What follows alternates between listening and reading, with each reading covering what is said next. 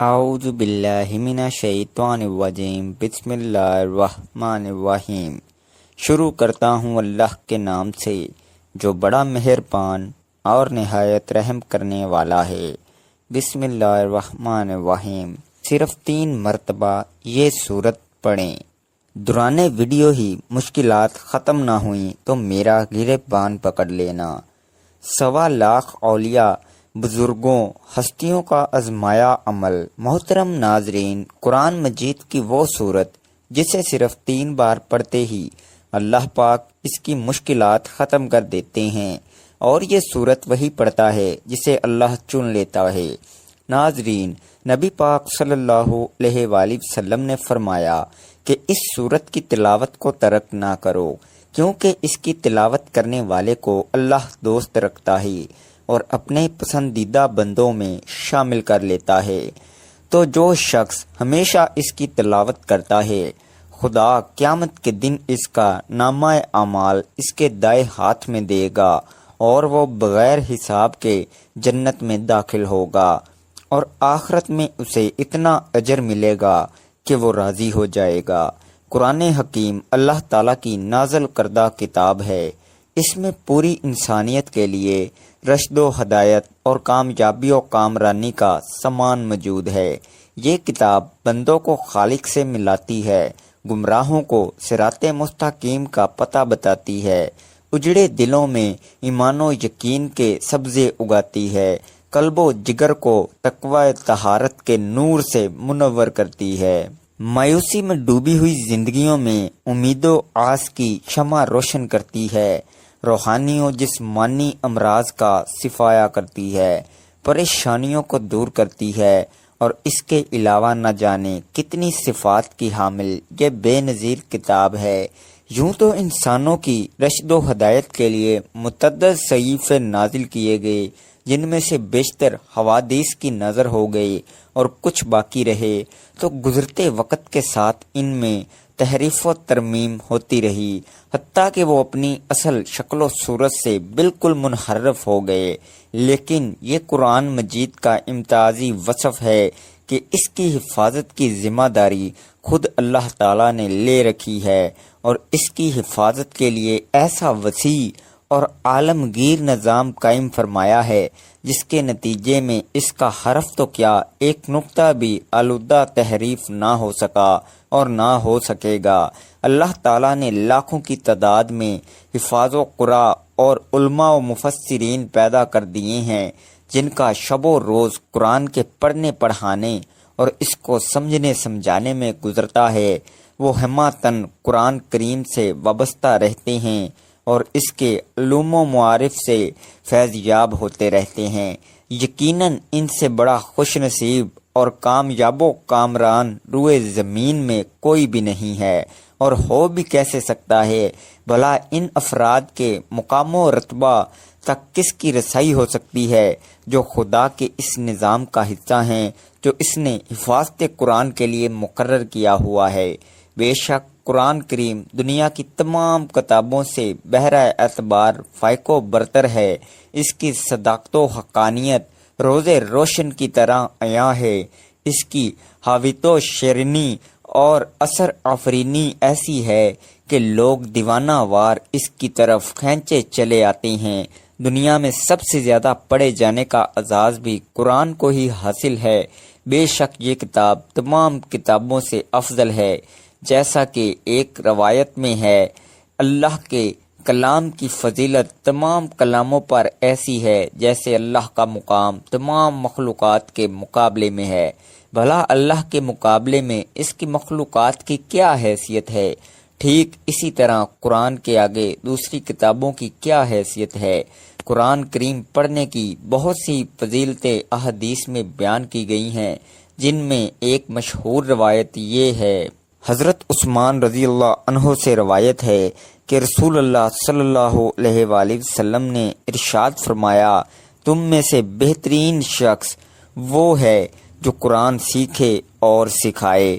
رسول اللہ صلی اللہ علیہ وآلہ وسلم کا یہ خطاب تمام بنی نوع آدم سے متعلق ہے کہ تمام انسانوں میں بہتر و افضل ترین شخص وہ ہے جو ان دو صفات کا حامل ہو۔ اول یہ کہ قرآن پڑھتا ہو، اور دوم یہ کہ دوسروں کو قرآن کی تعلیم دیتا ہو۔ ظاہر ہے قرآن کریم میں جو علوم ہیں وہ تمام علوم میں سے افضل و اشرف ہیں، لہٰذا افضل ترین علوم میں مشغول ہونے والے انسانوں میں سب سے افضل ہوگا۔ حضرت ابو ہریرہ رضی اللہ عنہ سے روایت ہے کہ نبی کریم صلی اللہ علیہ وآلہ وسلم نے فرمایا کہ اللہ تعالیٰ کسی چیز کو ایسے پیار اور محبت سے نہیں سنتا جتنا کہ وہ اس نبی کی آواز کو کہ جو خوش الحانی کے ساتھ قرآن پڑھے۔ ابو سعید خدری بیان کرتے ہیں کہ حضرت سعید بن خضیر رضی اللہ عنہ ایک رات اپنی کھجوروں کے کلیان میں قرآن مجید پڑھ رہے تھے کہ ان کا گھوڑا بدکنے لگا۔ آپ رضی اللہ عنہ نے پھر پڑھا، وہ پھر بدکنے لگا۔ آپ نے پڑھا، وہ پھر بدکنے لگا۔ حضرت سعید کہتے ہیں کہ میں ڈرا کہ کہیں وہ یحییٰ کو کچل نہ ڈالے۔ میں اس کے پاس جا کر کھڑا ہو گیا۔ میں کیا دیکھتا ہوں، ایک سائبان کی طرح میرے سر پر ہے، وہ چراغوں سے روشن ہے۔ وہ اوپر کی طرف چڑھنے لگا یہاں تک کہ میں اسے پھر نہ دیکھ سکا۔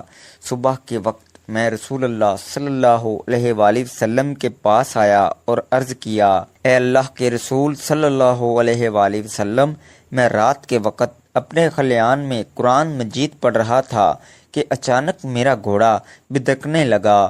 تو رسول صلی اللہ علیہ وآلہ وسلم نے فرمایا، ابن حضیر پڑھتے رہو۔ انہوں نے عرض کیا کہ میں پڑھتا رہا، وہ پھر اسی طرح بدکنے لگا۔ رسول اللہ صلی اللہ علیہ وآلہ وسلم نے فرمایا، ابن حضیر پڑھتے رہو۔ انہوں نے عرض کیا کہ میں پڑھتا رہا، وہ پھر اسی طرح بدکنے لگا۔ تو رسول صلی اللہ علیہ وآلہ وسلم نے فرمایا، ابن حضیر پڑھتے رہو۔ ابن حضیر کہتے ہیں کہ میں پڑھ کر فارغ ہوا تو یحییٰ اس کے قریب سائبان کی طرح دیکھا کہ اس میں چراغ سے روشن تھے اور اوپر کی طرف چڑھا یہاں تک کہ اسے میں نہ دیکھ سکا۔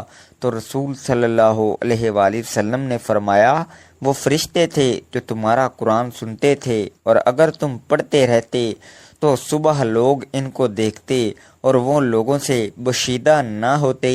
حضرت ابو موسیٰ اشعری رضی اللہ عنہ سے روایت ہے کہ رسول صلی اللہ علیہ وآلہ وسلم نے ارشاد فرمایا، مومن کے قرآن مجید پڑھنے کی مثال ترنج کی طرح ہے کہ اس کی خوشبو پاکیزہ اور ذائقہ خوشگوار ہے، اور قرآن مجید نہ پڑھنے والے مومن کی مثال اس کھجور کی طرح ہے کہ جس میں خوشبو نہیں لیکن اس کا ذائقہ میٹھا ہے، اور منافق کے قرآن پڑھنے کی مثال ریحان کی طرح ہے کہ اس کی خوشبو تو اچھی ہے اور اس کا ذائقہ کڑوا ہے، اور منافق کے قرآن نہ پڑھنے کی مثال انزلا کی طرح ہے کہ جس میں خوشبو نہیں اور اس کا ذائقہ کڑوا ہے۔ حضرت عائشہ رضی اللہ عنہ فرماتی ہیں کہ رسول صلی اللہ علیہ وآلہ وسلم نے ارشاد فرمایا کہ جو آدمی قرآن مجید میں ماہر ہو وہ ان فرشتوں کے ساتھ ہے جو معزز اور بزرگی والے ہیں، اور جو قرآن مجید اٹک اٹک کر پڑھتا ہے اور اسے پڑھنے میں دشواری پیش آتی ہے تو اس کے لیے دوہرا اجر ہے۔ حضرت ابو ہریرہ رضی اللہ عنہ نے بیان کیا ہے کہ رسول صلی اللہ علیہ وآلہ وسلم نے فرمایا کہ آسمانوں اور زمین کو پیدا کرنے سے 1000 سال پہلے اللہ تعالیٰ نے ان صورتوں کی تلاوت کی، اور جب فرشتوں نے تلاوت سنی تو کہنے لگے کہ خوش نصیب ہے وہ امت جس پر یہ قرآن اتارا جائے گا، اور خوشحالی ان دلوں کے لیے جو اس کو پڑھیں گے اور اس کو یاد کریں گے، اور خوشحالی ہے ان زبانوں کے لیے جو اس کی تلاوت کریں گے۔ ایک حدیث میں ہے، جو شخص اس سورت کو صرف اللہ کی رضا کے واسطے پڑھے گا تو اس کے پہلے والے سب گناہ معاف ہو جاتے ہیں۔ بس اس سورت کو اپنے مردوں پر لازمی پڑھا کرو۔ تو یہ سورت کم از کم دن میں 1 مرتبہ اس کو لازمی پڑھے، کیونکہ جو اس سورت کی تلاوت کرتے ہیں اللہ اسے پسند کرتے ہیں اور اس کو ولی اللہ بنا دیتا ہے۔ تو آپ بھی اس سورت سے دوستی کر لیں، اللہ کی رضا کے لیے 1 مرتبہ روزانہ پڑھیں۔ اللہ آپ سے اتنا خوش ہوں گے کہ آپ کی زندگی کی تمام پریشانیاں جو ہیں انشاءاللہ ختم ہو جائیں گی۔ جیسا چاہیں گے ویسا ہی ہوگا۔ قرآن مجید اللہ کا کلام اور رب کی آخری آسمانی کتاب ہے۔ پورا قرآن خیر و بلائی اور رحمت و برکت کا اور شفا کا سرچشمہ ہے۔ اس پر ایمان لانا، تلاوت کرنا، آیات میں تدبر کرنا، عمل کرنا، شفا کے لیے قرآنی آیات پڑھ کر دم کرنا اور پوری زندگی اس کے مطابق گزارنا، یہ قرآنی کا حق ہے۔ البتہ رسول اللہ صلی اللہ علیہ وآلہ وسلم نے کچھ صورتوں اور آیتوں کی خصوصی فضیلت بیان فرمائی ہے۔ انہی میں سے ایک صورت سورہ ملک بھی ہے۔ سورہ ملک کی 3 فضیلتیں صحیح احادیث میں موجود ہیں۔ پیارے نبی صلی اللہ علیہ وآلہ وسلم اس سورہ مبارکہ کی تلاوت کیے بغیر نہیں سوتے تھے۔ یہ سورت مبارکہ اپنے ساتھی کے لیے شفاعت کرے گی، یہاں تک کہ اس کو معاف کر دیا جائے گا۔ نبی رحمت صلی اللہ علیہ وآلہ وسلم نے ارشاد فرمایا، قرآن میں ایک سورت ہے جس میں 30 آیتیں ہیں، وہ اپنے پڑھنے والے کے لیے اللہ تعالیٰ سے سفارش کرے گی حتیٰ کہ اس کی مغفرت کر دی جائے گی، اور وہ سورت تبارک اللہ ذی بیاد الملک ہے۔ سورہ الملک قبر کے عذاب سے بچانے والی ہے۔ اس سورت کا ساتھی قبر کے عذاب سے انشاءاللہ محفوظ رہے گا۔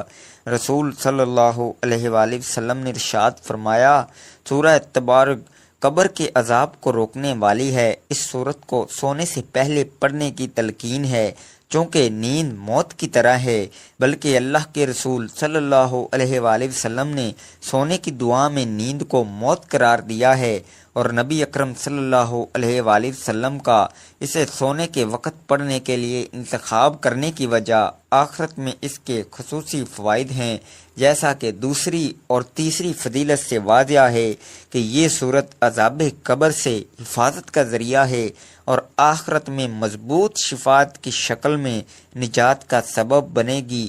گویا اس صورت کا اہتمام کرنے والا آخرت میں کامیاب ہو جائے گا انشاءاللہ۔ سورہ ملک کی فضیلت کا تقاضا ہے کہ ہم ویسے ہی پڑھنے کا اہتمام کریں جیسا کہ پیارے رسول صلی اللہ علیہ وآلہ وسلم کا معمول تھا۔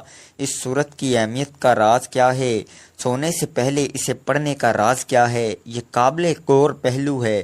جب ہم اس صورت کی آیات پر غور کرتے ہیں تو ہمیں پتہ چلتا ہے یہ صورت رب العالمین کی عظمت، بادشاہت، قدرت اور ربوبیت کی تعلیم پر مشتمل ہے۔ اس سے بندے کے دل میں خالق و مالک کا خوف اور اللہ کی تعظیم پیدا ہوتی ہے۔ اس سورہ مبارکہ میں اللہ نے تنہائی میں خوف الہی کے فوائد کا ذکر کرتے ہوئے ارشاد فرمایا، بے شک جو لوگ اپنے پروردگار سے غائبانہ طور پر ڈرتے رہتے ہیں، ان کے لیے بخشش ہے اور بڑا اجر و ثواب ہے۔ اللہ کا خوف و خشیت بڑی عظیم عبادت ہے اور اس عبادت کا انعام اللہ کی جنت ہے۔ سورہ ملک زندگی کا مقصد خالق کائنات کی تعظیم اور رب العالمین کی محبت سکھاتی ہے، رب عزیز کی قوت و طاقت کا درس دیتی ہے، رب سے بغاوت اور کفر کے برے انجام سے ڈراتی ہے اور بندگی کرنے والوں کے لیے سعادت عظمیٰ کی بشارت سناتی ہے۔ اللہ تعالیٰ نے پہلی آیت میں فرمایا کہ بادشاہت کا مالک وہی اللہ ہے جس کے خیر و برکت کی کوئی انتہا نہیں ہے اور وہ چیز پر مکمل قدرت رکھنے والا ہے۔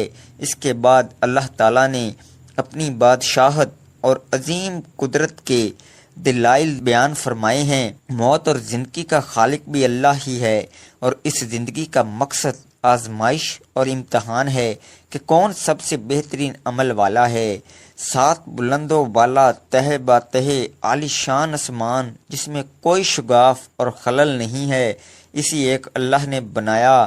قیامت واقعہ ہونے والی ہے اور اللہ نے شیاطین اور کفار کے لیے خوفناک جہنم تیار کر رکھا ہے اور پرہیزگاروں کے لیے جنت تیار کر رکھا ہے۔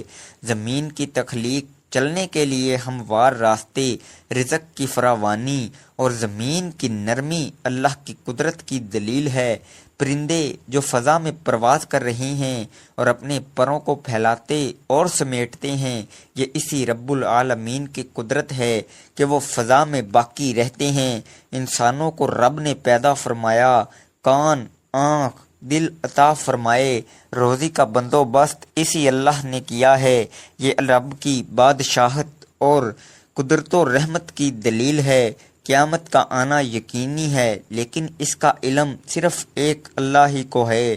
آخری آیت نمبر 30 میں فرمایا کہ پانی جس پر تمہاری زندگی کا مدار ہے وہ بھی رب کی رحمت کی وجہ سے بآسانی مل جاتا ہے، ورنہ وہ چاہے تو پانی اتنی گہرائی میں کر دے کہ تم اسے کسی بھی صورت میں حاصل نہ کر سکو۔ جس اللہ کی شان یہ ہے کہ تم اپنی زندگی کی ہر ضرورت میں اسی کے محتاج ہو، اس اللہ سے بغاوت کرنا کتنا بڑا جرم ہوگا۔ شرک کرنا اور اللہ کی آیات کا انکار کرنا، بلکہ اللہ کے رسولوں کو جھوٹا اور گمراہ قرار دینا کتنی جرات اور دیدہ دلیری اور ہٹ دھرمی کی بات ہے۔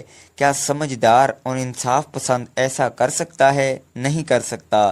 دراصل تکبر و غرور اور دنیا کی محبت، نفس پرستی، من پسند زندگی کی محبت انسان کو اندھا بہرا کر دیتی ہے۔ اسی لیے اللہ نے شیاطین اور اس کی راہ پر چلنے والے کفار اور اسلام کے دشمنوں کے لیے جہنم کی شدید وعید سنائی ہے، اور واقعی ایسا انسان سچ مچ اندھا ہے، بصیرت سے محروم ہے۔ اللہ تعالیٰ نے ایسے لوگوں کو منہ کے بل چلنے والا قرار دیا ہے جسے اپنی راہ دکھائی ہی نہیں دے رہی ہے۔ یہ بات آیت نمبر 22 میں موجود ہے۔ اہل ایمان کے لیے اس سورہ مبارکہ میں اہم پیغام پوشیدہ ہیں، جو سمجھ کر ہر روز تلاوت کرے گا اور غور و فکر کرے گا وہ اس کے لیے اثرات اپنی زندگی میں ضرور محسوس کرے گا۔ چند اہم پیغامات درجہ ذیل ہیں۔ نمبر 1، برکت یعنی خیر میں اضافہ اور دوام و ہمیشگی رب کی طرف سے ہے۔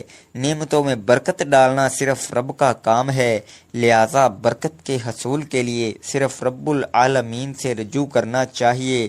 تبارک الذی بیدہ الملک، آسمان و زمین کا خالق و مالک اور متبر اللہ تعالیٰ ہے، وہ شہنشاہ ہے۔ اس کے لیے اس سے محبت کرنا اور اس سے ڈرنا ہی سمجھداری اور سعادت مندی ہے۔ نمبر 3، زندگی کا مقصد ایمان اور عمل صالح کی زندگی گزارنا ہے۔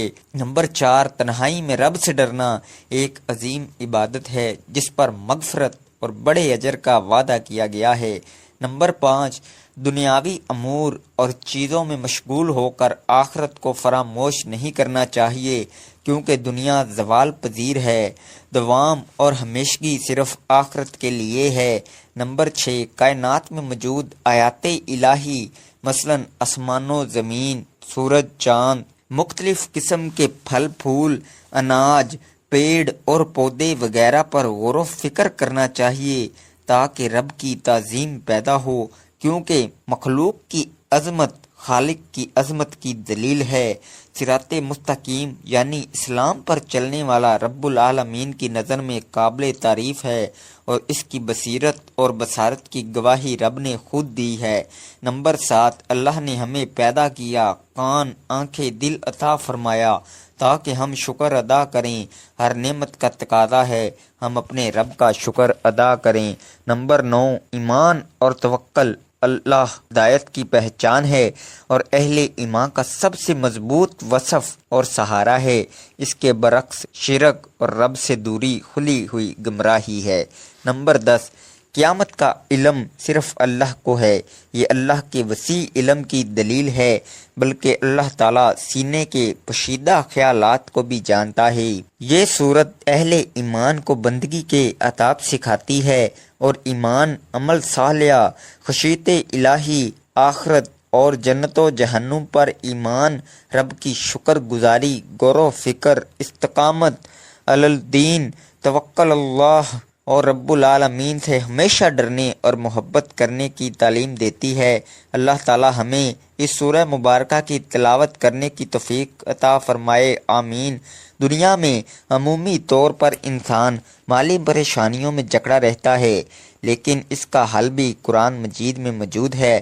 سورہ ملک کی تلاوت کرنے سے نہ صرف آپ کے رزق میں کشادگی ہوتی ہے بلکہ قرضوں سے بھی نجات مل سکتی ہے۔ اسی طرح اور کچھ فوائد ہیں، وہ کچھ یوں ہیں۔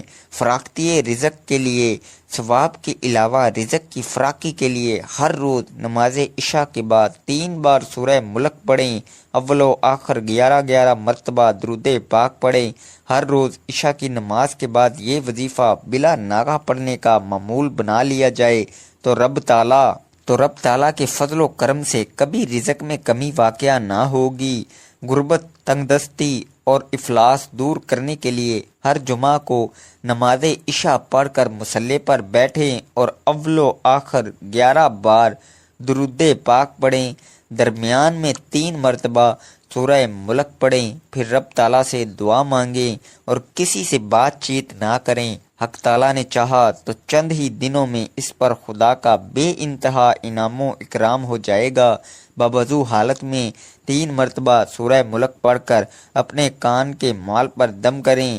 اللہ تعالیٰ نے چاہا تو دکان خوب چلے گی اور گاہک وافر مقدار میں دکان پر آئیں گے۔ جس کسی پر بہت زیادہ قرض واجب الادا ہو اور وہ قرض ادا کرنے کی طاقت نہ رکھتا ہو تو اسے چاہیے کہ وہ ہر نماز کے بعد اول 11 مرتبہ درود پاک پڑھے، پھر 1 بار سورہ ملک پڑھے۔ سورہ ملک پڑھنے کے بعد پھر 11 مرتبہ درود پاک پڑھے۔ اللہ تعالیٰ نے چاہا تو غیب سے قرض کی ادائیگی کا سامان پیدا ہو جائے گا اور پریشانی جاتی رہے گی۔ جو شخص غربت و افلاس کا شکار ہو، اسے چاہیے کہ وہ ہر روز فجر کی نماز کے بعد 1 مرتبہ سورہ ملک پڑھے۔ پردہ غیب سے ایسا سامان پیدا ہوگا کہ اس کی مالی پریشانی خوشحالی میں بدل جائے گی، گھر کے حالات ٹھیک ہو جائیں گے، مال و دولت کی ریل پیل ہو جائے گی۔ لیکن اس مقصد کے لیے بلا ناغہ سورہ ملک کا ورد کرنا ہی مطلوبہ مقصد کو پورا کرتا ہے۔ محترم ناظرین، نماز کے وقت اللہ تعالیٰ نمازی ہی کی طرف متوجہ ہوتا ہے۔ اللہ تعالیٰ انسان کو سجدہ کرتے وقت ہی سب سے زیادہ پسند کرتا ہے۔